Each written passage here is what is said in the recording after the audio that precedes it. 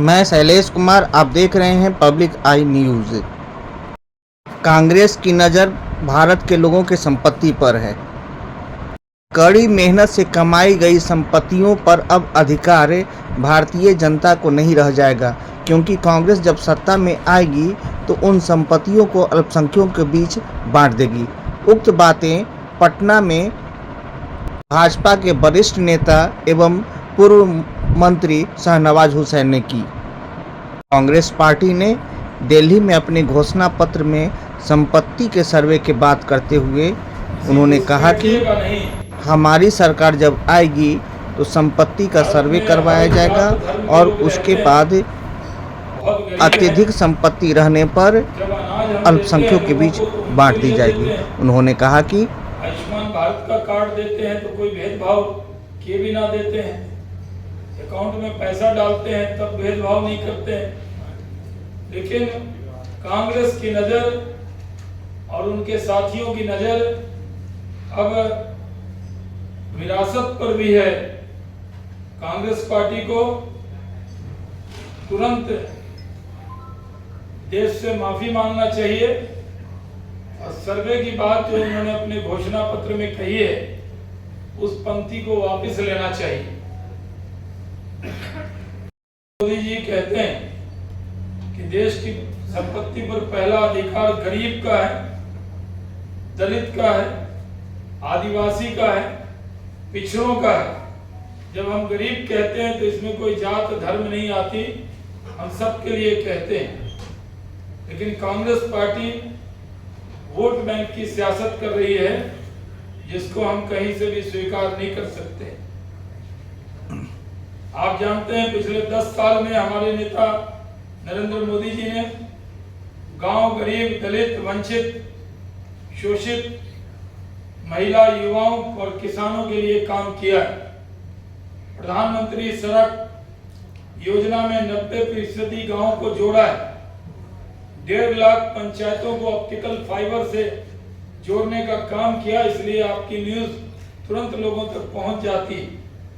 उसी तरह प्रधानमंत्री अन्न योजना में 5 किलो चावल, गेहूं और 1 किलो दाल 80 करोड़ लोगों को मिल रहा है, जिसमें बिहार में 8,70,000 लोग इसमें कवर हैं।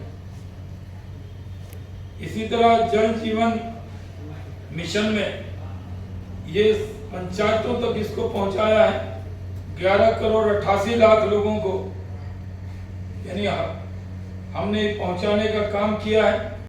5 साल में किसान सम्मान निधि और गरीब कल्याण योजना चलाई जो जारी रहेगी। देश की आर्थिक स्थिति में देश आगे बढ़ रहा है। 2014 में जहां वैश्विक अर्थव्यवस्था में भारत 11वें स्थान पर था, आज वो 5वें स्थान पर अर्थव्यवस्था आ चुकी है और फिर से मौका मिलेगा तो 3रे स्थान पर इसको पहुंचाएंगे। आत्मनिर्भर बन रहे हैं। नरेंद्र मोदी जी 5 लाख रुपए हर साल उसके इलाज के लिए दे रहे हैं। आज हम लोगों ने सब समाज की चिंता की है, यहाँ तक कि किन्नर समाज को भी इसमें शामिल किया है। अभी हम लोगों ने घोषणा पत्र में कहा है कि जो 70 साल के बुजुर्ग हैं उनको भी, चाहे वो आर्थिक रूप से सबल भी हो, उनकी चिंता नरेंद्र मोदी जी करेंगे। हमने पूरे देश के अंदर आज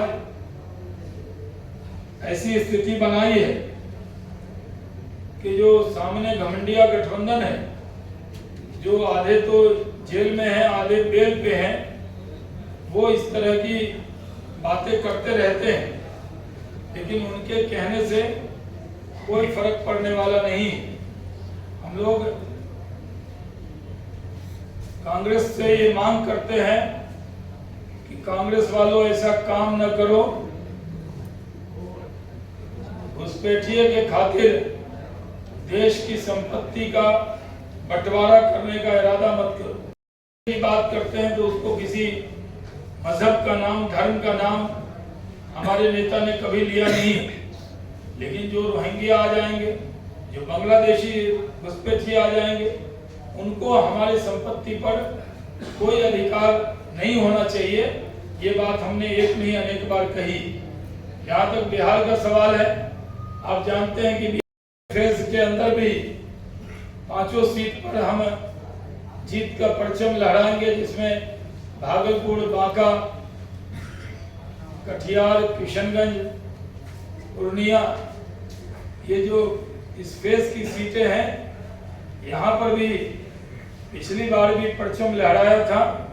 इस बार भी रिकॉर्ड वोटों से भागलपुर, बांका, पूर्णिया, किशनगंज, कटिहार, ये सारी सीटें हम लोग जीतने वाले हैं।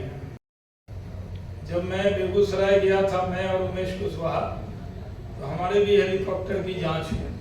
हम गए तो जांच हुई, जब गिरिराज भाई का नॉमिनेशन करा के लौटे तब जांच हुई। थैला लेके आए थे, थैले में शहद था, लेकिन उसको भी शहद की भी जांच हुई। और जिसने जांच की अधिकारी ने, हमने कहा देख लीजिए मीठा शहद है, तो उनको दिखाया। तो जांच ऐसा नहीं है कि ये तो कांग्रेस पार्टी है जो घुसपैठियों को मुस्लिम बता रही है, मुस्लिम का अपमान कर रही है कांग्रेस पार्टी। उन्होंने घुसपैठिए के लिए कहा है।